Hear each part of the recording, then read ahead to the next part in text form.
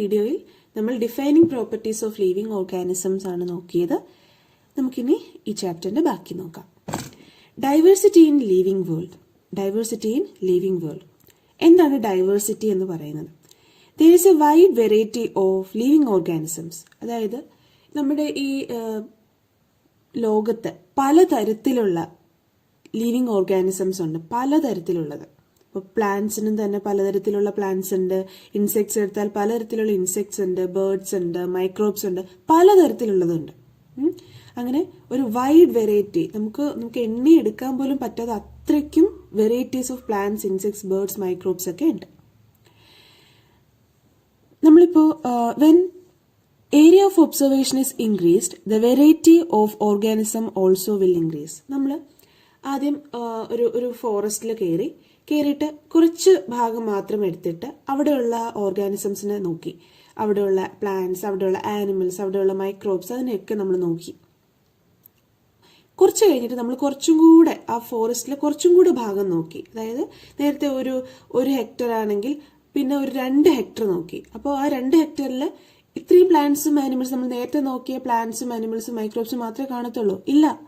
നമ്മൾ ഏരിയ കൂട്ടുമ്പോൾ പല വിധത്തിലുള്ള പ്ലാന്റ്സും ആനിമൽസും മൈക്രോബ്സും ഇൻസെക്ട്സും നമുക്ക് കാണാൻ സാധിക്കും. ഒരിടത്ത് കാണുന്നതല്ല വേറൊരിടത്ത് കാണുന്നത്. അതാണ് ഈ എർത്തിലുള്ള പ്രത്യേകത. പല തരത്തിലുള്ള എന്തുണ്ട്, ബേർഡ്സും ആനിമൽസും പ്ലാന്റ്സും ഉണ്ട്.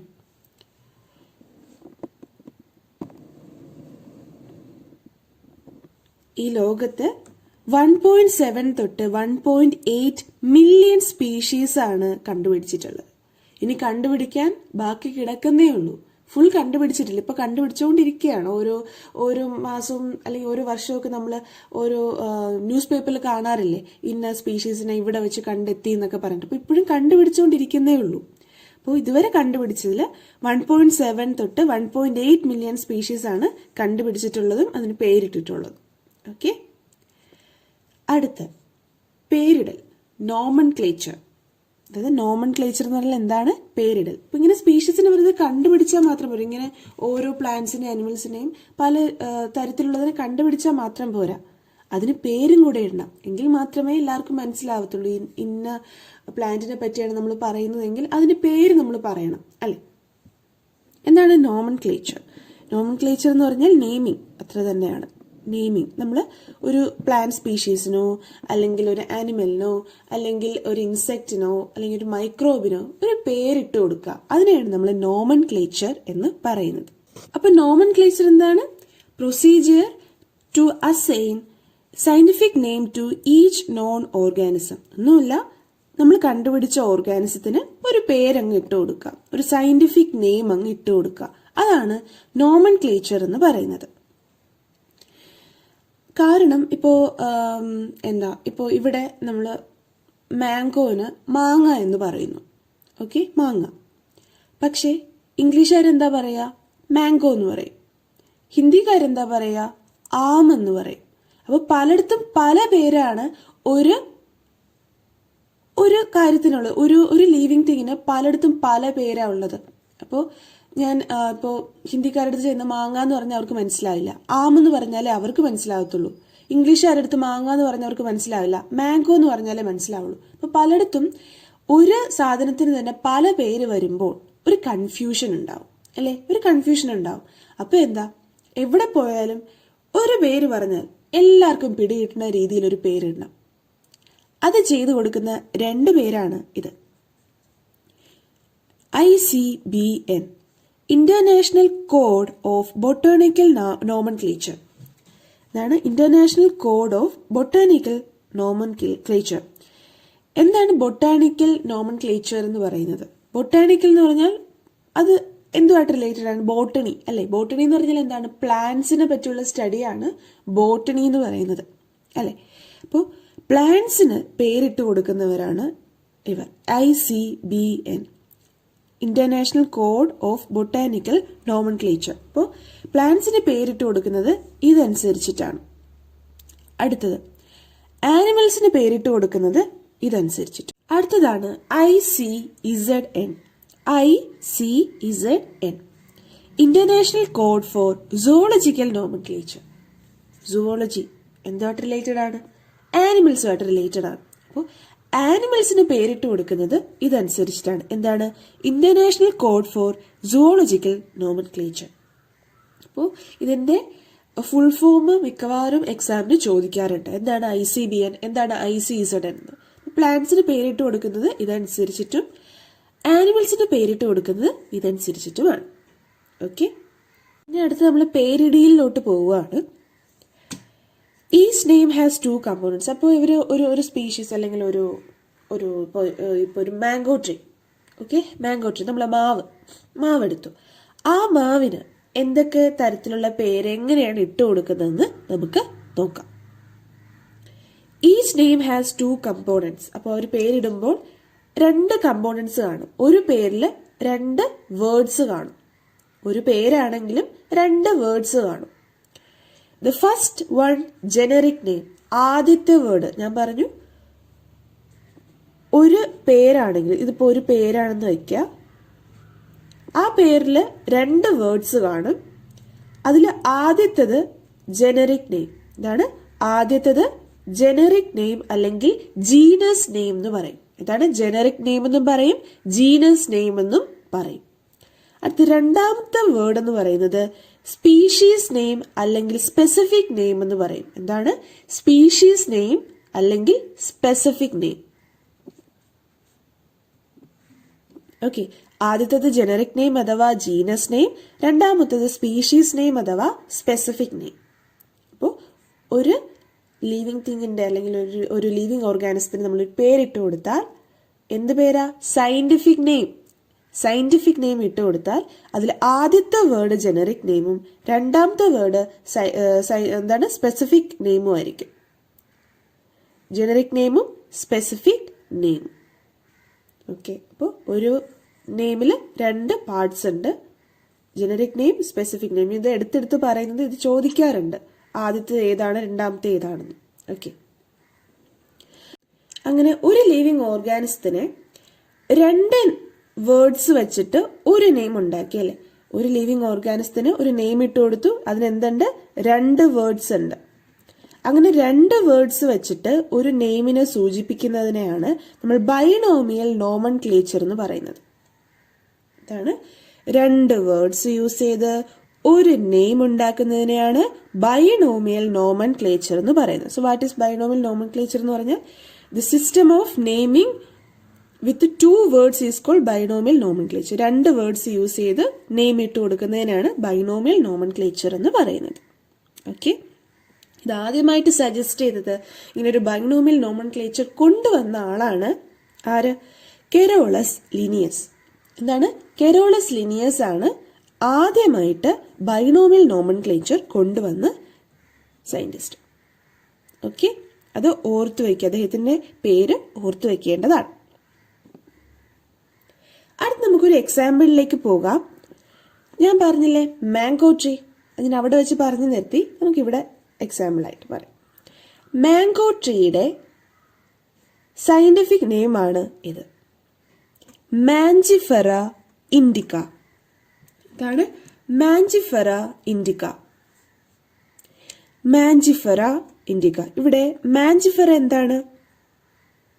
എന്ത് നെയിമാണ്? സ്പീഷീസ് ആണോ ജനറിക് ആണോ? ജീനസ് ആണോ സ്പീഷീസ് ആണോ? ജീനസ് നെയിം ആണ് അല്ലേ, അതായത് ജനറിക് നെയിം. മാഞ്ചിഫെറ എന്ന് പറയുന്നത് ജനറിക് നെയിം അഥവാ ജീനസ് നെയിം ആണ്. ആരുടെ? മാംഗോ ട്രീയുടെ. ഇൻഡിക്ക എന്ന് പറയുന്നത് സ്പീഷീസ് നെയിം അഥവാ സ്പെസിഫിക് നെയിം ആണ്. ഓക്കെ, ആ നെയിമിന് നമ്മൾ എപ്പിതെറ്റ് എന്ന് പറയാറുണ്ട്. അതായത് ജനറിക് എപ്പിതെറ്റും സ്പീഷീസ് അല്ലെങ്കിൽ സ്പെസിഫിക് എപ്പിതെറ്റ് എന്നും പറയാറുണ്ട്. നെയിം എന്ന് പറഞ്ഞാലും മതി, സ്പെസിഫിക് നെയിമും ജനറിക് നെയിമും. ഓക്കെ, ഇനി ഈ പേരിടയിൽ ചടങ്ങ് എന്ന് പറയുന്നത് അങ്ങനെ ചുമ്മാ കയറി പേരിടാൻ പറ്റത്തില്ല. കുറച്ച് റൂൾസ് ഫോളോ ചെയ്തിട്ട് മാത്രമേ ഈ പേരിടിയിൽ നടത്താൻ സാധിക്കത്തുള്ളൂ. എന്തൊക്കെയാണ് റൂൾസ് എന്ന് നോക്കാം. Names are generally Latin or Latinised. എന്താണ് ഈ പേരൊക്കെ ഇല്ലേ, നമ്മളിപ്പോൾ പറഞ്ഞ പേര്, അതൊക്കെ ലാറ്റിൻ വേർഡാണ്. ലാറ്റിൻ അല്ലെങ്കിൽ ലാറ്റിനൈസ്ഡ് ആക്കും. അതായത് ഇപ്പോൾ ഒരു രാജ്യത്ത് ഒരു സംഭവം കണ്ടുപിടിച്ചു എന്ന് വെച്ചു, അതിന് അവിടെ ഉള്ളവർ ഒരു പേരങ്ങ് ഇട്ട് കൊടുത്തു. അവര് പരമാവധി എന്ത് ചെയ്യും എന്ന് പറഞ്ഞാൽ ആ ഭാഷയിൽ നിന്നും ലാറ്റിൻ ഭാഷയിലോട്ട് ആ പേരിനെ മാറ്റാൻ നോക്കും. ഓക്കെ, അപ്പോൾ ഒന്നെങ്കിൽ ലാറ്റിനിൽ തന്നെ ആദ്യമേ കയറി പേരിടും, അല്ലെങ്കിൽ ആദ്യമുള്ള ആ പേരിനെ ലാറ്റിനൈസ്ഡ് ആക്കും, ലാറ്റിൻ ഭാഷയിലോട്ട് ആക്കും, ആ പേരിനെ ലാറ്റിൻ ആക്കും. ഓക്കെ, നേരത്തെ ഉണ്ടായിരുന്ന പേരിനെ ലാറ്റിൻ ഭാഷയിലോട്ട് മാറ്റും. If printed they are in italics. ഇനി ബുക്കിലൊക്കെ പ്രിന്റ് ചെയ്താണ് കിട്ടുന്നതെങ്കിൽ അതിന് ഇറ്റാലിക്സിലായിരിക്കും, അതായത് ഇച്ചിരി ചരിച്ചായിരിക്കും അവർ പ്രിന്റ് ചെയ്ത് തരുന്നത്. അപ്പോൾ പ്രിന്റ് ചെയ്ത് തരുന്നത് ഇറ്റാലിക്സിലായിരിക്കും, അതായത് കുറച്ച് ചരിച്ചായിരിക്കും. If handwritten they are underline separately. ഇനി നമ്മൾ എഴുതുകയാണ് ചെയ്യുന്നതെങ്കിൽ, കൈകൊണ്ട് എഴുതുകയാണ് ചെയ്യുന്നതെങ്കിൽ എന്താ ചെയ്യേണ്ടതെന്ന് വെച്ചാൽ ദേ ഇപ്പോൾ മാഞ്ചിഫറ ഇൻഡിക്ക അല്ലേ, നമ്മളിങ്ങനെ അണ്ടർലൈൻ ചെയ്ത് കൊടുക്കണം, അണ്ടർലൈൻ ചെയ്ത് കൊടുക്കണം. അതും സെപ്പറേറ്റ് ആയിട്ട്, ഒരിക്കലും ഒറ്റ ഇതായിട്ടല്ല. ജനറിക് നെയിമിന് ഒരു അണ്ടർലൈന്, സ്പെസിഫിക് നെയിമിനും ഒരു അണ്ടർലൈൻ. അപ്പോൾ അണ്ടർലൈൻ ചെയ്ത് കൊടുക്കണം. അപ്പോൾ എഴുതുകയാണെങ്കിൽ സെപ്പറേറ്റ് ആയിട്ട് അണ്ടർലൈൻ ചെയ്യണം. ഈ റൂൾസ് മിക്കവാറും എക്സാമിന് ചോദിക്കാറുണ്ട്. അപ്പോൾ ഈ റൂൾസ് അതുപോലെ തന്നെ പഠിച്ചു വെക്കണം. ലാറ്റിൻ ഒരു ലാറ്റിനൈസ്ഡ് ആക്കും, പ്രിന്റ് ചെയ്യുകയാണെങ്കിൽ ഇറ്റാലിക്സിലായിരിക്കും, എഴുതുകയാണെങ്കിൽ ആ പേരിൽ താഴെ സെപ്പറേറ്റ് ആയിട്ട് അണ്ടർലൈൻ ചെയ്യണം. അടുത്തത് genus name start. Okay, genus name must start with capital letter. നമ്മൾ ആദ്യം എഴുതുന്ന ആ വാക്കില്ലേ ജീനസ് നെയിം, അതിന്റെ ഫസ്റ്റ് ലെറ്റർ എപ്പോഴും ക്യാപിറ്റൽ ലെറ്ററിൽ എഴുതാൻ പാടുള്ളൂ. അടുത്ത് രണ്ടാമത്തെ ആ വേർഡില്ലേ സ്പെസിഫിക് നെയിം അഥവാ സ്പീഷീസ് നെയിം, അത് സ്മോൾ ലെറ്റർ വെച്ചിട്ടേ സ്റ്റാർട്ട് ചെയ്യാവുള്ളൂ. ഓക്കെ, സ്മോൾ ലെറ്റർ വെച്ചിട്ടേ സ്റ്റാർട്ട് ചെയ്യാവുള്ളൂ. എക്സാമ്പിൾ അറിയാലോ, നമ്മുടെ മാഞ്ചിഫറ ഇൻഡിക്ക. നോക്കിയേ, genus name first letter capital ആയിരിക്കണം, സെക്കൻഡ് ലെറ്റർ സ്മോൾ ലെറ്ററിൽ വേണം തുടങ്ങാനും തീരാനും. അങ്ങനെ അടുത്തതാണ് abbreviated form of the name. Abbreviated form of the name of author is given at the end, beginning with capital letter.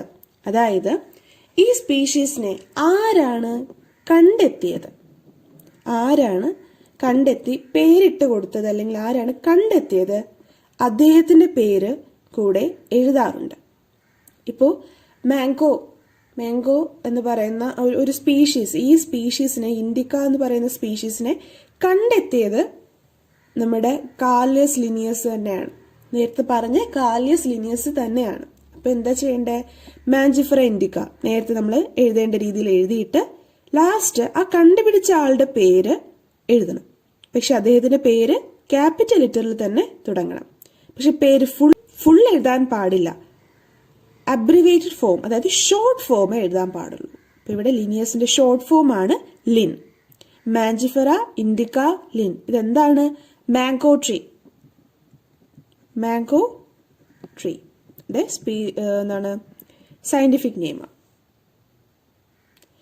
അപ്പോൾ ഇതാണ് റൂൾസ് ഓഫ് നോമൻക്ലേച്ചർ എന്ന് പറയുന്നത്. ഈ റൂൾസ് ഒക്കെ ഒബേ ചെയ്യണം. ഇത് കാണാതെ പഠിച്ചു വയ്ക്കണം.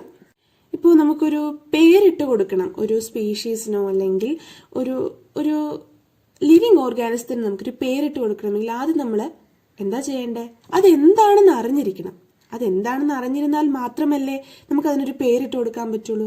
ഇപ്പോൾ അത് നായയുടെ വർഗമാണോ പൂച്ചയുടെ വർഗമാണോ ഇതൊക്കെ അറിഞ്ഞാലല്ലേ പേരിട്ട് കൊടുക്കാൻ പറ്റുള്ളൂ. അപ്പോൾ കറക്റ്റായിട്ട് ആ ഓർഗാനിസത്തിനെ നമ്മൾ ഡിസ്ക്രൈബ് ചെയ്യണം, നമ്മൾ അതെന്താണെന്ന് മനസ്സിലാക്കണം. എങ്കിൽ മാത്രമേ നോമൻക്ലേച്ചർ പോസിബിൾ ആവത്തുള്ളൂ, പേരിട്ട് കൊടുക്കാൻ പറ്റത്തുള്ളൂ. അടുത്തത് ക്ലാസിഫിക്കേഷൻ. അപ്പോൾ എന്താണ് ഐഡന്റിഫിക്കേഷൻ എന്ന് പറഞ്ഞു. അടുത്തത് ക്ലാസിഫിക്കേഷൻ. ഇപ്പോൾ നോമൻക്ലേച്ചർ, ഐഡന്റിഫിക്കേഷൻ, അടുത്ത് ക്ലാസിഫിക്കേഷൻ. അപ്പൊ ആദ്യം എന്താ ചെയ്യണ്ടേ, ഐഡന്റിഫൈ ചെയ്യണം, പിന്നെ അതിന് പേരിട്ട് കൊടുക്കണം. പേരിട്ട് കൊടുത്തു കഴിഞ്ഞിട്ട് ക്ലാസിഫൈ ചെയ്യണം. Okay, classification. Convenient categories are made to study organism and these categories are called taxa. അപ്പോൾ എന്താണ് ടാക്സ എന്ന് പറയുന്നത്? ഇപ്പോൾ ഞാൻ കുറച്ച് നേരത്തെ പറഞ്ഞു നിർത്തിയ കാര്യം തന്നെയാണ്. നായയുടെ വർഗമാണോ പൂച്ചയുടെ വർഗമാണോ പിന്നെ സസ്തനി മാമൽസ് ആണോ എന്നുള്ളത് നമ്മൾ ഐഡന്റിഫൈ ചെയ്ത് കഴിഞ്ഞാൽ നമ്മൾ ആ ഓർഗാനിസം, നമ്മളിപ്പോൾ കണ്ടുപിടിച്ച ഒരു ഓർഗാനിസത്തിനെ ആ കാറ്റഗറിയിലോട്ട് മാറ്റും. ഇപ്പോൾ കണ്ടത് ഒരു നായയുടെ വർഗമാണെങ്കിൽ നായ എന്നുള്ള കാറ്റഗറിയിലോട്ട് മാറ്റും. പൂച്ചയുടെ വർഗമാണെങ്കിൽ പൂച്ച എന്നുള്ള കാറ്റഗറിയിലോട്ട് മാറ്റും. അടുത്ത് ഒരു സസ്തനി അഥവാ മാമൽസ് ആണെങ്കിൽ മാമൽസിന്റെ കാറ്റഗറിയിലോട്ട് അങ്ങ് മാറ്റും. അങ്ങനെ പിന്നെ എന്താണ്, ഒരു റൈസ് വെറൈറ്റി, ഇപ്പോൾ പ്ലാന്റ്സിന്റെ കേസ് എടുക്കുകയാണെങ്കിൽ റൈസ് വെറൈറ്റി ആണെങ്കിൽ, റൈസിന്റെ ഒരു വെറൈറ്റി ആണ് കിട്ടിയതെങ്കിൽ റൈസ് വെറൈറ്റിയിലോട്ട് മാറ്റും. വീറ്റിന്റെ ഒരു വെറൈറ്റി ആണ് നമ്മളിപ്പോൾ കണ്ടുപിടിച്ചതെങ്കിൽ വീറ്റ് വെറൈറ്റിയിലോട്ട് മാറ്റും. അങ്ങനെ ഓരോ കാറ്റഗറിയിലോട്ട് മാറ്റും. ആ കാറ്റഗറിയെയാണ് നമ്മൾ ടാക്സ എന്ന് വിളിക്കുന്നത്. എന്താണ് ആ കാറ്റഗറി, നമ്മളിങ്ങനെ മാറ്റുന്ന ആ കാറ്റഗറിയെയാണ് നമ്മൾ ടാക്സ എന്ന് വിളിക്കുന്നത്. ഒരു ഗ്രൂപ്പ്, ഒരേ സ്വഭാവമുള്ള ഒരു ഗ്രൂപ്പിനെയാണ് നമ്മൾ കാറ്റഗറീസ് എന്ന് പറയുന്നത്, അതാ ടാക്സ എന്ന് പറയുന്നത്. അപ്പോൾ ആ ഗ്രൂപ്പിലോട്ട് നമ്മൾ മാറ്റുകയാണ് ചെയ്യുന്നത്. ഫോർ എക്സാമ്പിൾ എന്താണ്, ഡോഗിന്റെ കാറ്റഗറീസ് ഉണ്ട്, കാറ്റിൻ്റെതുണ്ട്, മാമൽസ്, അങ്ങനെ ഓരോന്നിലോട്ട് നമ്മൾ മാറ്റും. അതിനെയാണ് ടാക്സ എന്ന് പറയുന്നത്. ആ കാറ്റഗറിയാണ് ടാക്സ എന്ന് പറയുന്നത്. അങ്ങനെ മാറ്റുന്നതിനെ, ഞാനിപ്പോൾ മാറ്റിയ ആ പ്രോസസ്സിനെ പറയുന്നതാണ് ടാക്സോണമി. ഞാൻ അങ്ങനെ മാറ്റുകയാണെങ്കിൽ ഞാനിപ്പോൾ എന്താ ചെയ്യുന്നത്, ടാക്സോണമിയാണ് ചെയ്യുന്നത്. The process of classifying organism into different taxa is called taxonomy. അതായത് ഞാനിപ്പോൾ കണ്ടുപിടിച്ച ഒരു ലിവിങ് ഓർഗാനിസത്തിനെ ഓരോ കാറ്റഗറിയിലോട്ട് ഞാൻ മാറ്റുന്നു. ആ മാറ്റുന്ന ആ പ്രോസസ്സിനെയാണ് ടാക്സോണമി എന്ന് പറയുന്നത്. ഞാൻ ആ മാറ്റുന്ന ആ രീതിയാണ് ടാക്സോണമി എന്ന് പറയുന്നത്. അപ്പോൾ ചുമ്മാ എനിക്ക് ടാക്സോണമി എന്ന് പറഞ്ഞിട്ട് എടുത്ത് അങ്ങ് ഇട്ട് കൊടുക്കാൻ പറ്റില്ല ഓരോ ഓർഗാനിസത്തിന്, ഓരോ കാറ്റഗറിയിലോട്ട്. പല കാര്യങ്ങളും നോക്കേണ്ടി വരും. അതായത് പുറമേയുള്ള സ്ട്രക്ചർ, പുറമേ അത് കാണാൻ എങ്ങനെയാണ് ആ ഓർഗാനിസം, അകമേ അതിന്റെ ഇന്റേണൽ സ്ട്രക്ചർ, അതിന്റെ ഇന്റേണൽ ഓർഗൻസ് ഒക്കെ എങ്ങനെയാണെന്ന് നോക്കണം. പിന്നെ അതിന്റെ സെല്ല്, അതിന്റെ ഓരോ സെല്ലും എങ്ങനെയാണ്, അത് നേരത്തെ നമ്മൾ നോക്കി വെച്ചിരിക്കുന്ന കാറ്റഗറി ആയിട്ട് നമുക്ക് സാമ്യം ഉണ്ടോ ഇല്ലയോ എന്ന് നമുക്ക് നോക്കണം. പിന്നെ അതെങ്ങനെയാണ് വളരുന്നത്, അതായത് വളർച്ചയുടെ രീതി. ചിലത് ലാർവേ ആയിട്ട്, ഇപ്പോൾ ഞാനൊരു പുഴുവിന്റെ ടൈപ്പ് അതാണ് നോക്കുന്നതെങ്കിൽ അത് ലാർവേ ആയിട്ട് പിന്നെ ബട്ടർഫ്ലൈ ആവുന്നെങ്കിൽ എനിക്ക് എന്ത് ചെയ്യാം, അതിനെ ബട്ടർഫ്ലൈയുടെ കാറ്റഗറിയിലോട്ട് മാറ്റാൻ പറ്റും. അപ്പോൾ അത് വളരുന്ന രീതി, അതൊക്കെ നോക്കിയാണ് നമ്മൾ ഓരോ ടാക്സയിലോട്ട് ഓരോരുത്തരെ അസൈൻ ചെയ്യുന്നത്, ഓരോരുത്തരെ ഇട്ട് കൊടുക്കുന്നത്, ഓരോ കാറ്റഗറിയിൽ ആക്കുന്നത്. അപ്പോൾ അങ്ങനെ ടാക്സോണമി നടത്തുന്നത് എങ്ങനെയാണെന്നും ടാക്സോണമി കാറ്റഗറീസ് എന്താണെന്നും അടുത്ത വീഡിയോയിൽ പഠിക്കാം. അതുവരെ ഇത് നോക്കി വയ്ക്കുക. Thank you.